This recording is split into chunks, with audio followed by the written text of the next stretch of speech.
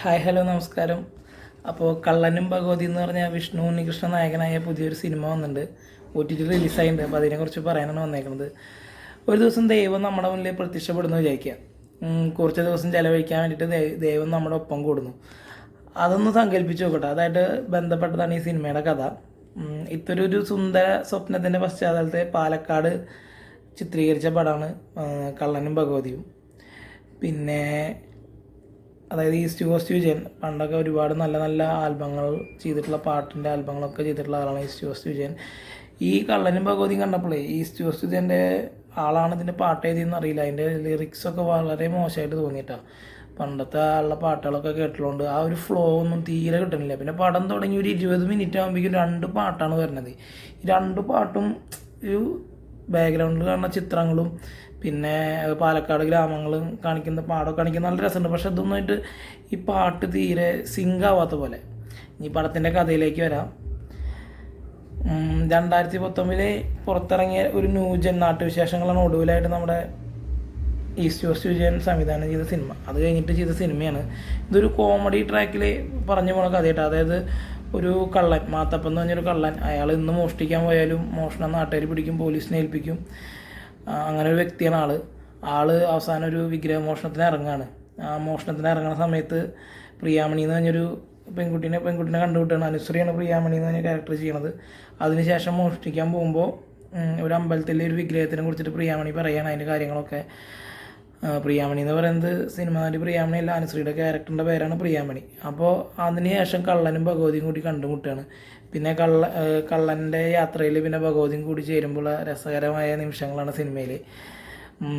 നമ്മുടെ പ്രേംകുമാർ പോലീസുകാരനായിട്ട് നല്ല രസമായിട്ടുള്ള റോള് ചെയ്തിട്ടുണ്ട്. പിന്നെ എന്താണെന്ന് വെച്ചാൽ കൊടുന്തറ എന്ന് പറഞ്ഞൊരു ഗ്രാമമുണ്ട്. ഈ ഗ്രാമത്തിലെ പേര് കേട്ട കള്ളനാണ് മാത്തപ്പൻ. വിഗ്രഹമോഷണമാണ് ആളുടെ മെയിൻ. ദൈവത്തോട് അടുത്തേക്കുന്ന ഒരു പാവം കള്ളനാട്ടാ. ആളുടെ ഞാൻ നേരത്തെ പറഞ്ഞ മോഷണങ്ങളൊക്കെ പാളിപ്പോണ സംഭവങ്ങളൊക്കെ ഉണ്ട്. ഇത് കഴിഞ്ഞിട്ട് മാത്തപ്പനായിട്ട് അഭിനയിക്കുന്നത് വിഷ്ണു ഉണ്ണികൃഷ്ണനാണ്. ആളിങ്ങനത്തെ കുറേ ചെറിയ ചെറിയ സിനിമകൾ ഇപ്പോൾ ചെയ്തിട്ടുണ്ട് കേട്ടോ. വലിയ കുഴപ്പമില്ലാത്ത രീതിയിൽ വിഷ്ണു ഉണ്ണികൃഷ്ണൻ്റെ അഭിനയവും കാര്യങ്ങളൊക്കെ ഓക്കെയാണ്. ഇതിൽ ആളുടെ അഭിനയമൊന്നും മോശമായിട്ടില്ല. സ്ക്രിപ്റ്റ് എന്ന് വെച്ചാൽ കഥ കുറച്ചും കൂടി രസമായിട്ട് ചെയ്യാമായിരുന്നു, കുറച്ചുകൂടി കോമഡിയൊക്കെ ഉണ്ടായിരുന്നു എന്നും തോന്നിയിട്ടാണ്. ഇതിൽ നല്ല രസമായിട്ട് പാലക്കാടിൻ്റെ ഗ്രാമഭംഗിയും കാര്യങ്ങളൊക്കെ നല്ല രസമായിട്ട് ചെയ്തിട്ടുണ്ട്.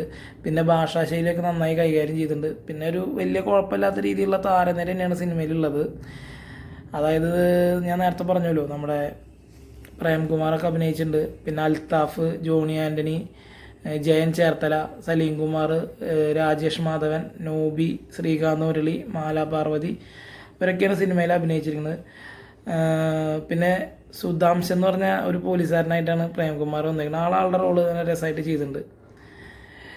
ഈസ്റ്റ് കോസ്റ്റ് വിജയൻ്റെ പാട്ടുകൾ എനിക്ക് വളരെ മോശമായിട്ട് തോന്നിയിട്ട്. ആൾക്ക് ഇതിലും കുറച്ചുകൂടി നന്നായിട്ടൊക്കെ ചെയ്യാനുള്ള ലിറിക്സ് എഴുതാനും മ്യൂസിക് ചെയ്യാനൊക്കെ കഴിവുള്ള വ്യക്തിയാണ്. പക്ഷേ ആളുടെ ലാസ്റ്റ് ഇറങ്ങിയ ആൽബങ്ങൾ ഒഴിച്ച് സിനിമകളിലൊക്കെ ആളുടെ പാട്ടുകളൊക്കെ വളരെ ശോകമായിട്ടാണ് തോന്നിയിരിക്കുന്നത്. ഇതിപ്പോൾ ഒരു റെൻ്റ് ഓപ്ഷനാണ് ആമസോൺ പ്രൈമിൽ ഇന്നലെ വന്നേക്കണത്. 99 രൂപ റെൻ്റ് എന്നുള്ള രീതി കാണിച്ചിട്ടുള്ള ഒരു ഓപ്ഷനിലാണ് വന്നേക്കണത്. അപ്പോൾ എല്ലാവരും കാണുക, അഭിപ്രായം പറയാം. ഒരു ഏവറേജ് സിനിമ അല്ലെങ്കിൽ ഒരു കുഴപ്പമില്ലാത്ത സിനിമ എന്നുള്ള ലെവലിൽ ഇന്ന് കാണാൻ പറ്റുന്ന പടം തന്നെയാണ്. പക്ഷെ ഭയങ്കര എക്സ്പെക്റ്റേഷനും കാര്യങ്ങളൊന്നും വേണ്ട. വളരെ സിമ്പിളായിട്ടുള്ളൊരു കോമഡി പടമാണ്.